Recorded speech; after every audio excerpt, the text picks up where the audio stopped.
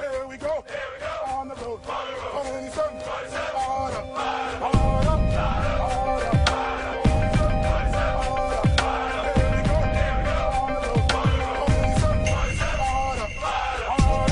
Hey everybody, welcome to the program. This is the world famous Chairborne Commandos radio show, Collector's Edition, back in your life. Great to have you here. My name's Quinn. I am the host. Gang's all here. We got JT in studio. He's going to bring it solid. Special guest today. Wait for it. It's none other than Joe Teti. He makes an emergency call in. And we talk some very interesting subjects, mainly for those of you that train, like to do a little shooting. You consider yourself a shooter.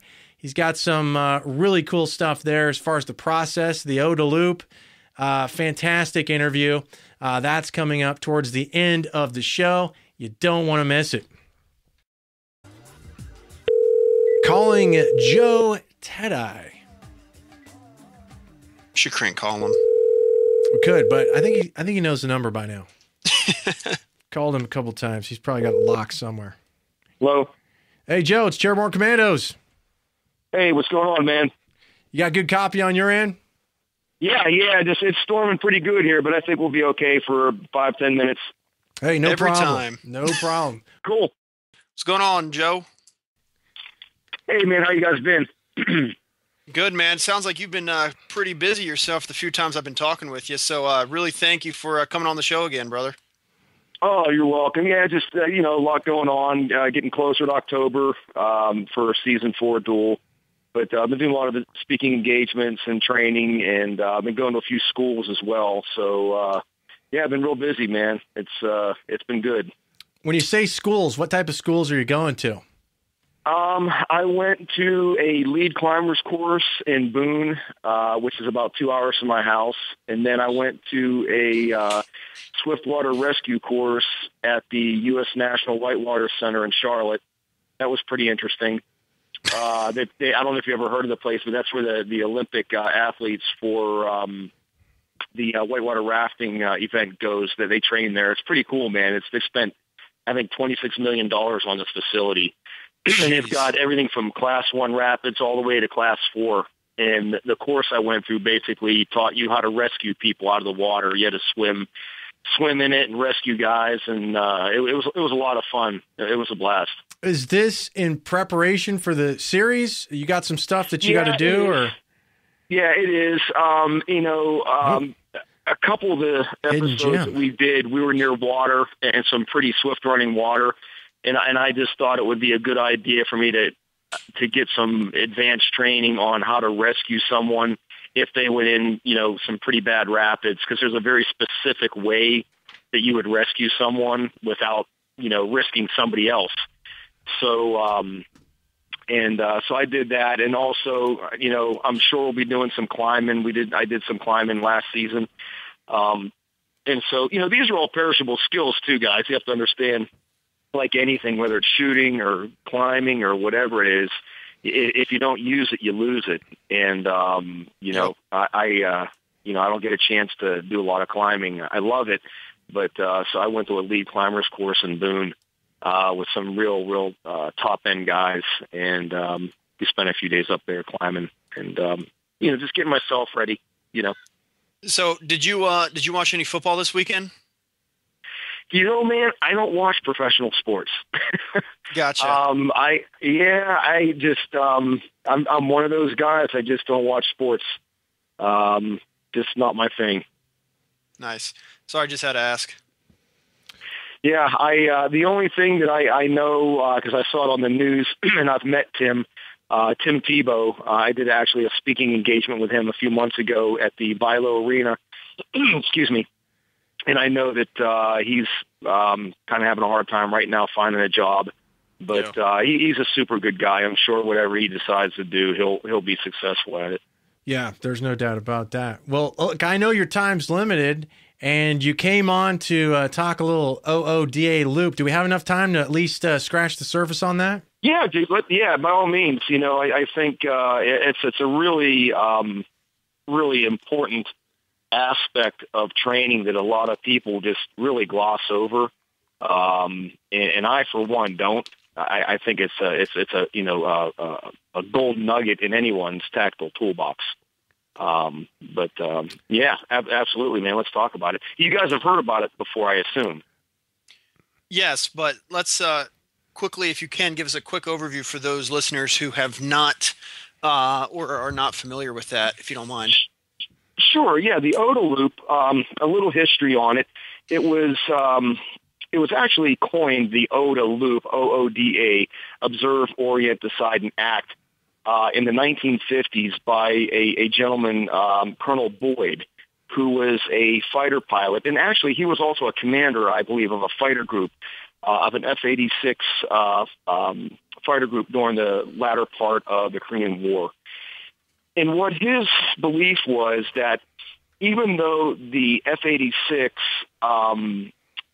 fighter that we had at that time was not as good as the MiG-15s of that time, he really believed that even though the pilots were disadvantaged, he believed that a competent pilot could still overcome that disadvantage by attacking the mind, quote unquote, of his opponent.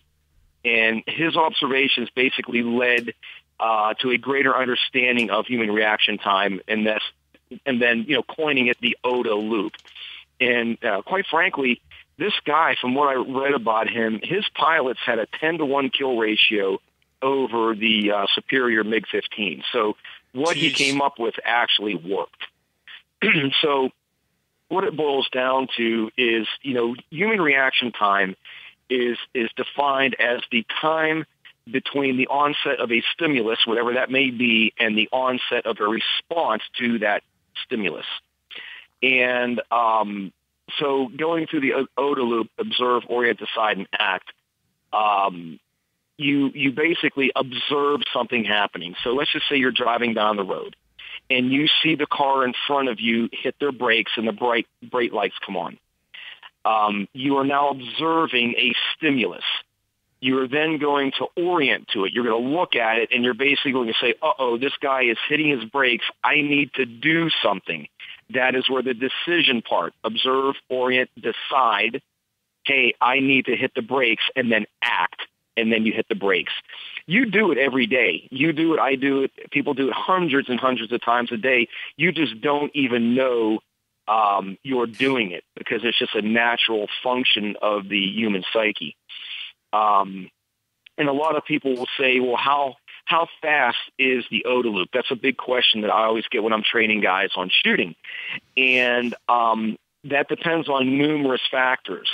And it really boils down to what you would call simple reaction time, which is basically one stimulus and one response. And that's around 220 milliseconds. Is what the basic response is. And that's just observing and orient. That's not going all the way through your Ooda Loop. And what can happen, a lot of people don't understand this, is that Boyd and other researchers found out that there are other factors that can affect your Ooda Loop. One of them is if you have more than one response to a stimulus, and this actually plays into shooting, and I'll give you an example. What do you do when you have a malfunction, like a type 1 malfunction? Tap rack assess or tap rack bang, whatever your school of thought is. They found out that if you have more than one response, that it'll actually slow your response time down by about 50% because your mind can't figure out, should it do A or should it do B? So, yeah, it's really fascinating stuff. And that's why when you talk about tactical training, things need to be very quickly. If A happens, you do B. Not you do B, C, D, whatever. You do this. Because the quicker you can go through your Ooda Loop, the better. Another factor that will definitely slow down your Ooda Loop is fatigue. And I remember reading about Colonel Boyd and the planes that they were flying. And this is how detailed this guy was. The pilots that flew the F-86s, the F-86 was slower and less maneuverable than the MiG-15s that they were flying against. The F-86 was fully hydraulically controlled, and the MiG-15 was only hydraulically assisted. And what that meant was that it was actually harder to physically fly the MiG-15 than it was the F-86. So Boyd found out that the more his pilots maneuvered and the longer a dogfight persisted, the more fatigued the MiG pilots became, and the slower the reaction time got, until the F-86 pilots were able to basically maneuver their aircraft into a position of dominance and shoot the plane down. So it's really fascinating stuff. What I tell people when it comes to shooting is if you can get your draw time in one round on the target under a second, that's really good. And I know a lot of people think that, hey, that's impossible, but it's really not. I've actually done a video. I don't know if you guys saw it or not. I was down in Florida, and they've got me doing, sub 1 second draws, 0.75, 0.85. It's really not that difficult if you practice it. But that's basically the Ooda Loop in a nutshell, is just moving through the decision-making process of whatever you're doing as quickly as you can, and basically getting on the inside track of your opponent is what it is. Can you give us specifically, like you talk about shooting, do you have an example of an Ooda Loop that you have and use where it's maybe different than what the general public might perceive, and you've trained it, you use it, and it works? Do you have anything like that we could kind of latch on to? Because I think it's fascinating what you've shared with us. Yeah, okay, and I'm going to tell you what I do every day, about 15 minutes a day, 5 days a week in my house. Okay. Have you ever heard of a CERT pistol? Yep. Okay, there's a gentleman, Mr. Hughes, who owns a company called Next Level Training, and he makes the CERT pistol. And basically all it is it looks like a Glock, and it shoots out a laser. It weighs the same, but it shoots out a laser, and it's a training pistol.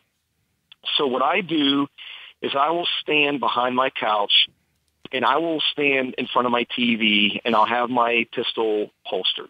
And what I will say to myself is, the next male that I see, I am going to draw and take a shot. Oh, I love it. I'll be watching TV. But here's the beauty of it. You have to wait to see the male, because it's making you go through your Ooda Loop. Sometimes I'll get very specific. I may even say I'm going to wait for a male with dark hair or a woman with dark hair. So I really have to key in on very specific things about that person. That is what has taken my draw time from about 1.5 seconds under a second. And I know that doesn't sound like a lot, but in a gunfight, you guys know, that's like taking a runner that runs a 5-minute mile down to a 3-minute mile. Right. It's huge. Do you practice the traditional, like, 4-stroke draw? I mean, same thing they teach in the military and in the top units, same thing? Yep. Okay. Yep. Yeah, man, 4-stroke draw, and, it's just obviously you're speeding it up a little bit, but it's all mechanics and, weapons manipulation, and I think that, it's great to know the Ooda Loop and understand how it works, but you have to combine that with solid weapons manipulation and, weapons drills at the same time, because one won't work without the other. Here's the there's a question I got to ask then for the average listener, because we have combat veterans, and then we've got just civilians that are fans of the show. If they've never been properly trained, and say somebody implements this, is there a possibility that with the repetition and shooting bad guys on the TV, because I love the concept, is there a possibility that somebody might develop bad habits, and then if they get training down the road, it would be more difficult to train them properly? Well, dude, that's actually funny you should say that. I've always told people that if you're not trained the right way from the get-go, those are absolutely the hardest students to work with, because now you've got to break them of bad habits, and then you've got to train them the right way. And normally in a 2 or 3 day course, man, just by the time you're unscrewing their bad habits, the course is over. Right. I would just caution people that if you're going to practice this kind of stuff, make sure you're practicing it the correct way. Don't form bad habits because, you're only becoming your own worst enemy. And, study about the Ooda Loop. I mean, you can go online and read about it. I mean, that's where I learned all of my nitnoid facts about it, is just reading online and different blogs and, Wikipedia and whatnot. And then I've read a few books about it as well. But to answer your question, yeah, man, you've got to train the right way. I say it all the time, train like your life depends on it, because someday it might. And so, but I do that 5 days a week, man. I take 10, 15 minutes a day. That's it. Just to keep it going and to keep my, skills sharp. And it really helps doing it on TV, because you can't predict what's going to show up on TV. Yep. And that'll really get you working on your Ooda Loop. And believe me, you can refine it. You can make it faster. It just takes time.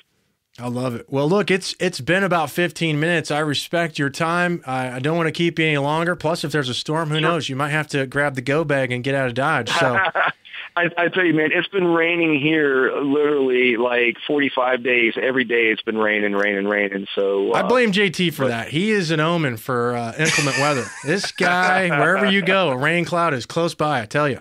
Yeah, no kidding. What have you guys been up to before we get off? What have you guys been doing since last time we spoke? Go ahead, JT. What have you been doing? Your life is exciting. You're still fighting crime. Yeah. Moved cross country. I told you where I'm living now, but just really been bought a new house, trying to get that all set up, and family moved in. But that's about all I've been doing. Gotcha. And dove season opens up on Saturday, so I'm pumped about that. There you go. That's about all that's really been going on with me, man. Too much. For me, it's been weddings, and I went to the Connecticut SWAT convention. I don't know if you've heard of it, but it's probably one of the biggest ones in the country. Really a premier event. Hung out with a bunch of guys, and that's it. Just hanging out. Well, I actually just got back last weekend from the Greensboro Gun Show. Oh, awesome! And that was a huge gun show in Greensboro, North Carolina. And I was there with Liberty Ammunition. It's one of the companies that I endorse their product. I don't know if you ever heard of Liberty Ammo. Oh yeah. But I'll tell you what, man, I've tested a lot of ammunition, and this stuff is head and shoulders above anything out there. We went down to the Gilchrist Lodge in Florida, and because when they told me about the ammo, they were telling me all the ballistics and stuff, and I was like, you know what, that's BS. I'm not buying it. They said they had a 9mm round coming out of the barrel at 2,000 feet per second. Holy shit, and that's a burner. I'm like, I said, I don't believe it. And dude, literally, they flew me down to this very high-end hunting lodge in Florida, and we were shooting gel blocks and hams and all kinds of different stuff. Chronograph machine we had down there. I actually hunted a boar. I shot a wild boar at 204 meters with an M4, and it dropped it right in its tracks like it was hit by a sledgehammer. But really, really good ammunition, radical technology, and bullet design, and it's great stuff, man. I'll tell you, it's not plinking ammo. It's not something you're going to want to go out unless you have a lot of money, go out and plinking with. But as far as ammo you're going to carry in your weapon to protect yourself, your family. It hands down, there's nothing on the market close to it. What about recoil management and like a 9mm pistol? Did you find it was snapping back that much more, or did it even make a difference? Less. Really? Get out of here, man. How is that possible? Well, I can tell you this. The ballistics of the round is not because they put more powder in it, because I asked that. Because I said, look, are these like plus P plus rounds? And they're like, no. They're not. Like plus P. It's the design of the bullet. It's the design of the bullet and the grain of the bullet. You've got a 50 grain 9mm round coming out of the muzzle at 2,000 feet per second. Actually, the recoil is a little less. It's lead free, and it's amazing, man. It's amazing technology. PJ Marks is the guy who developed these rounds, and this guy, he's a brilliant, literally a genius. I mean, in every sense of the word. And I've tested their 45, their 40, their 9mm, and their 5.56, And I'll tell you, man, I'm a believer. That's all I shoot now, and it's good stuff. It's really, really good stuff, And it's all it's all in the bullet design. The way he has designed these rounds when it hits, and you can go on my Facebook page and look at some of my photos, but you can see when this thing hits soft tissue, within 1 inch of penetration, the round just disintegrates into like 9 or 10 different little shards. So it almost looks like a shotgun pattern. When it hits something, it just disintegrates. So you don't have that over penetration as well, which is beautiful. Better for the house, that's too. Fantastic. Yeah. Absolutely, home defense, man. That's what you want. I tell you right now, you take a shot to the thoracic cavity, you will not survive it. It's impossible. Because I've seen it. I've shot the gel blocks. We were shooting some hams. I wanted to see what it really do to like tissue, and it was just, it was devastating. Devastating. Man. Wow. Well, check it out if you haven't. We got a good tip. We got some ammo. That's a wrap, man. I love it. Thanks for that. So again, just before we sign off here, where do we get a hold of Joe Teti? What's the best spots?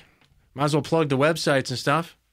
Yeah, man, you can go to my Facebook page, just Joseph Teti Dual Survival, and you can go to my I basically set up a very simple fan page, which is Joseph Teti, TETI.com, and you can also go to my company website, which is LoneOperatorInc.com, and I've got some stuff on there. I'm working on some products right now as well with some other companies.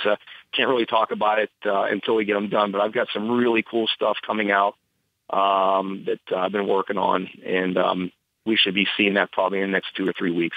Yeah, I saw the Facebook page. I like the new photo. It's got a picture of you with looks like an M4 all hooked up, and you're facing the camera. Yeah, that new one. Actually, that's a good photo. Yeah, we actually took a few pictures. The one photo was taken for MTM watches, because I'm going to be wearing their watch on some of the episodes of Duel. Really, really high-end watch. And then the other photos were taken when I was down in Swansboro, North Carolina, near Camp Lejeune. I'm working with a company down there called High Speed Gear, which is a U.S. manufacturer of tactical gear. Okay. And I'm working with them with some new products and, great stuff, made in the United States. Working closely with the founder of the company, great guy, and some of their team down there developing some new products for them. So just taking some time. We're trying to work out all the bugs, making sure we get it right, but really, really good tactical gear. Awesome. And the other school, I forgot to mention to you, I went to a covert entry course through a company called Jericho, and I was in their course for a few days. I flew out to Arizona, and they put me up and put me through the course, and it was phenomenal. I'd been through a covert entry course years back when I was in a government CT unit, but this course was unbelievable, man. This guy, Dan, excuse me, that owns a company. He's got techniques that made it very, very easy to refresh my skills, and we probably picked, good Lord, I don't know, maybe 200 or 300 locks while I was there in 2 days. Oh yeah, is he an American guy that runs the show there? Correct. Yeah, his name is Dan Etling, and the name of the company is Jericho. So for anybody, now not anybody can just go. You've got to be either sworn law enforcement, like SWAT team member, U.S. Special Operations, government Special Operations, stuff like that.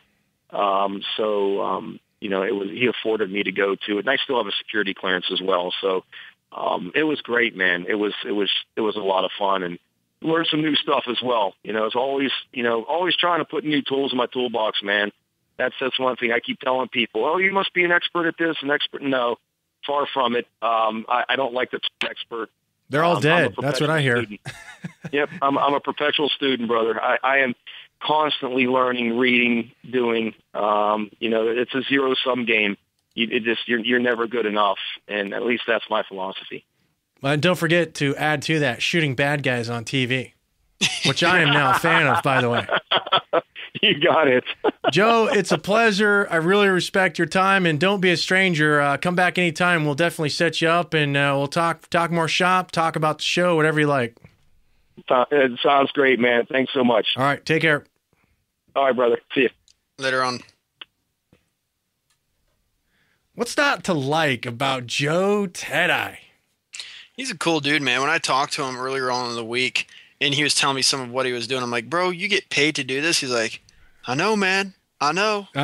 It's like, it really sucks to be Joe Teti. It's like, hey, let me put you through this course. Oh, we're going to pay for it. Oh, here's your ammo sponsor, so you can go shoot whenever you want. And by the way, here's this $10,000 watch. We want you to wear this in the next show. Anything else we can do for you? Yeah, no kidding, man. That's I awesome. love that, man. That's the American dream. The guy put in his time. He served. I love it when you see veterans and just people living the American dream. I go crazy for that. Yeah, I'm happy, man. I'm really happy he's being successful, and more power to him. I really hope he continues on, and this next season of Dual Survivor goes well for him too, man. Yeah, we'll get some insiders. I think we may have uncovered a couple of nuggets there with some of these courses, so we know there's going to be some sort of whitewater rafting or something along those lines in this show, and some climbing, more climbing too. Yeah. So we've probably got a couple little insiders there. That's good. I'll tell you another insider just to share how cool Joe is. I don't know if I talked about this on the last show. I told you. But when I was in his neck of the woods, we actually had plans to meet up. Now, I hadn't met him in person before, but, we've got his personal number. He's like, hey, call me if I'm in the area. We can meet up, have some beers, watch the fight. That was the plan. And as it turned up, I was about 3 hours from his 1020. So it wasn't really practical for him to do a 6-hour round trip to see me. I mean, let's face it, I wouldn't drive 6 hours to see me.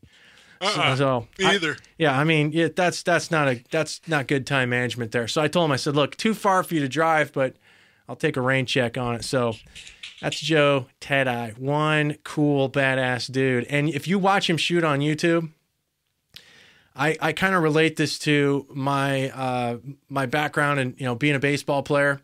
You see a guy that's a hitter, as soon as he picks up the bat and gets into the box, you watch just a practice swing and you can say, yeah, this guy can freaking smash. You watch Joe Teti run steel, you watch how he draws, you watch how he holds the weapon, you can tell right away this guy's pretty sharp. I mean, he's doing it just like he said. So watch some of his videos. He's no joke. He can freaking run. He can run steel.